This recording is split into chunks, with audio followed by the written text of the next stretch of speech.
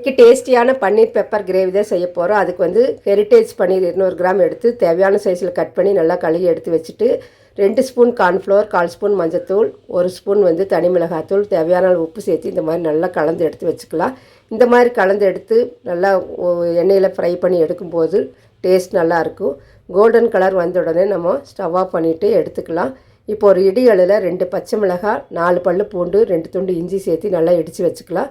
ஒரு கடாயில் எண்ணெய் ஊற்றிட்டு 2 பட்டை, 2 கிராம்பு, 2 ஏலக்காய், சோம்பு ஒரு 1/4 ஸ்பூன் சேர்த்திட்டு 2 கொத்து கருவேப்பிலை, 2 பல்லாரி வெங்காய பொடியாக கட் பண்ணது, இடித்து வச்சு அந்த பச்சை மிளகாய், இஞ்சி பூண்டும் சேர்த்திட்டு ஒரு மீடியம் சைஸ் தக்காளி பொடியாக கட் பண்ணி வச்சதும் சேர்த்து நல்லா உப்பு போட்டு கலந்துக்கலாம். இப்போது 1 ஸ்பூன் வந்து தனியாத்தூளும், ஒரு 1/2 ஸ்பூன் வந்து தனி மிளகாத்தூள், பெப்பர் வந்து 1 ஸ்பூன் சேர்த்து நல்லா பச்சை வாசனை போன பிறகு தண்ணி ஊற்றி நல்லா கொதித்த பிறகு பன்னீர் துண்டுகள் வந்து நம்ம பொரித்து வச்சது சேர்த்து எடுத்தால் டேஸ்டியான பன்னீர் பெப்பர் ஃப்ரை ரெடி.